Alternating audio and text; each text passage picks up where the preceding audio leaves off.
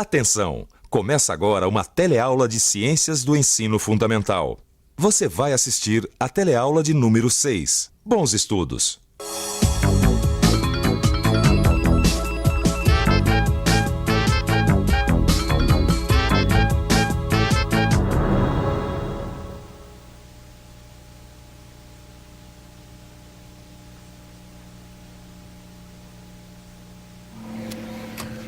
Quantas vezes viajando por uma estrada você já viu um corte na montanha?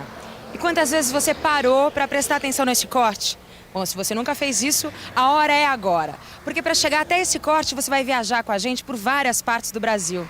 Você vai ver. Duas pessoas muito preocupadas em reflorestar as regiões onde moram. A vegetação que cresce em regiões diferentes do Brasil. A importância dos solos para o crescimento da vegetação. E como os solos se formam. E o motivo das dificuldades ou facilidades para se plantar está aqui, olha, na formação do solo, que é o tema da teleaula que está começando agora.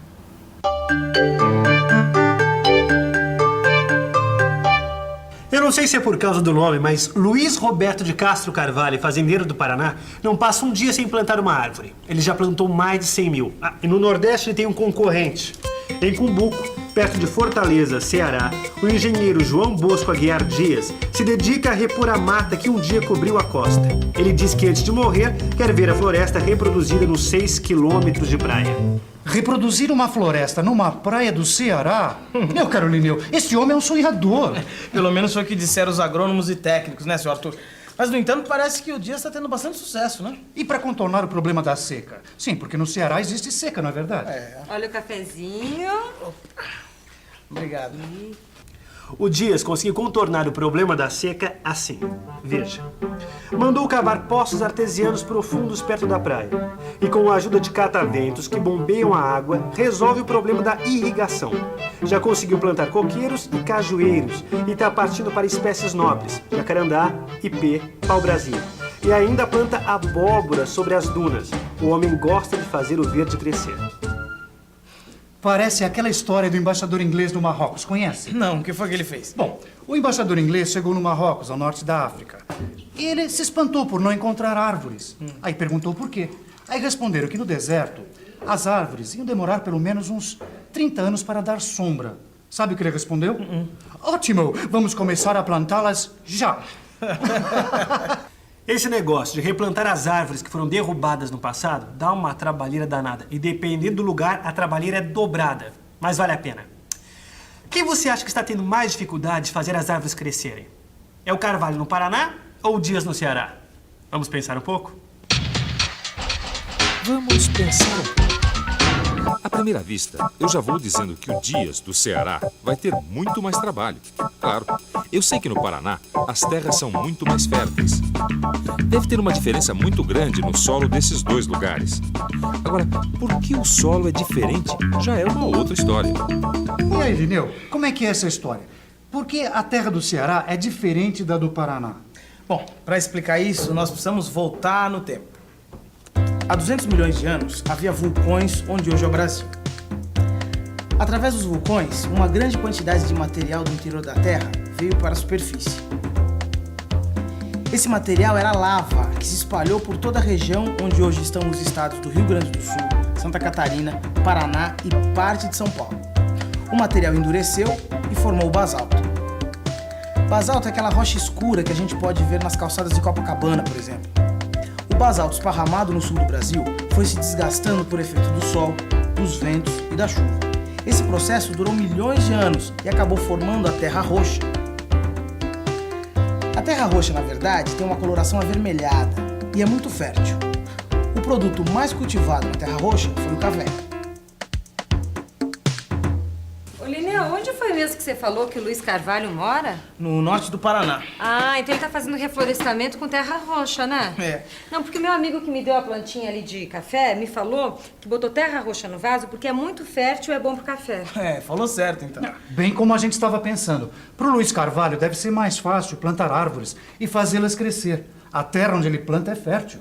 Já no Ceará... Bom, para falar do Ceará, vamos voltar para o nosso mapa.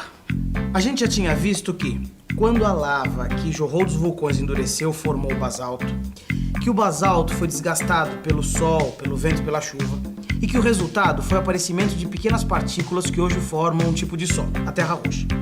Agora vamos ver a mesma coisa acontecendo com outras rochas, que dão origem a outros tipos de solos. Essas outras rochas também foram desgastadas pelo sol, chuva e vento. Imagine um local com muitas rochas, sol forte e chuvas frequentes no verão.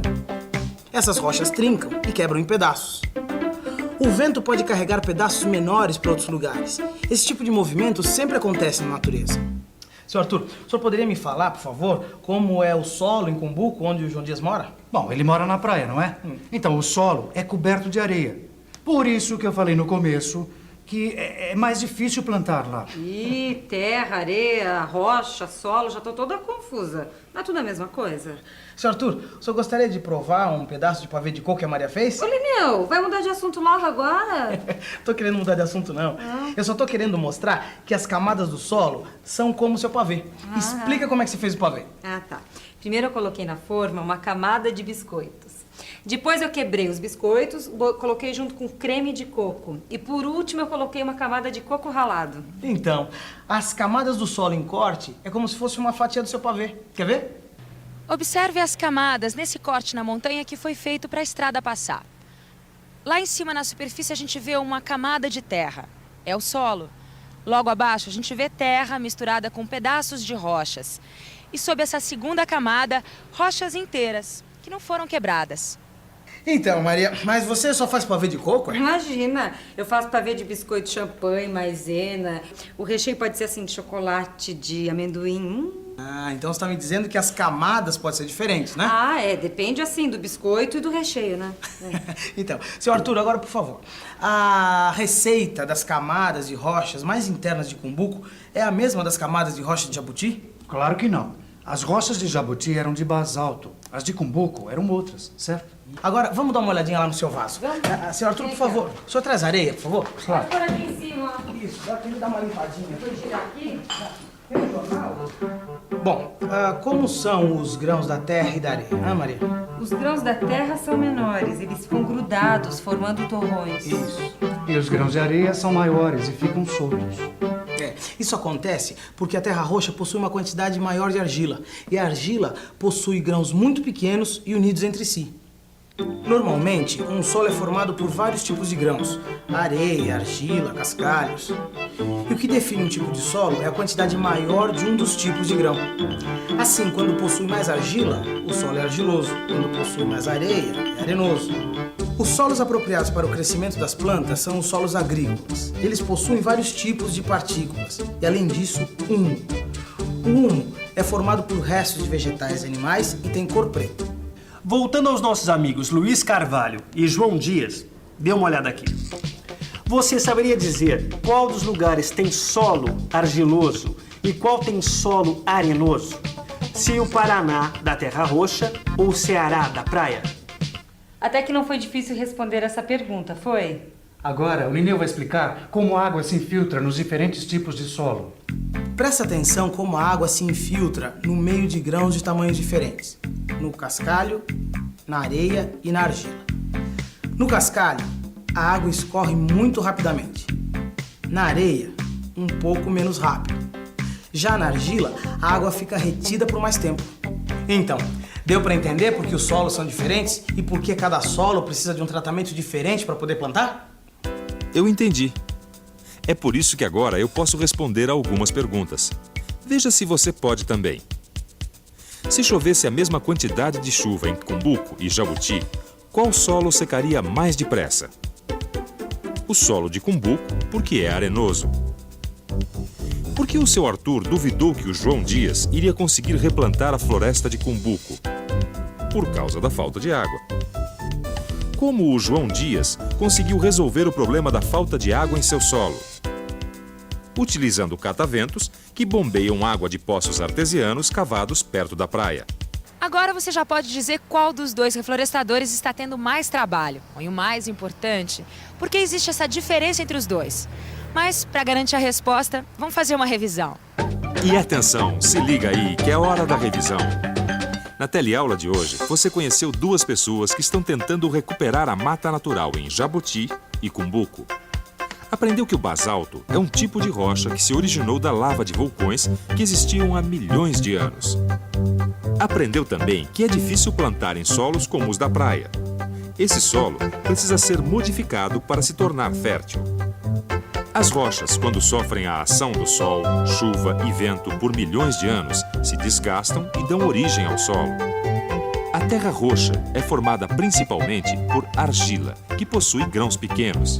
A areia é formada por grãos maiores que os da argila. Os solos com maior quantidade de argila são chamados de argilosos. Os solos com maior quantidade de areia são chamados arenosos. No começo dessa teleaula, eu falei na quantidade de coisas que a gente pode aprender numa viagem pela serra até o mar. Hoje você viu a formação dos solos. Na próxima teleaula, a viagem continua. Venha com a gente e reforce o que aprendeu lendo o livro e fazendo os exercícios. Bom, já deu para reparar que aprender ciências é uma viagem, né? Então, até a próxima parada.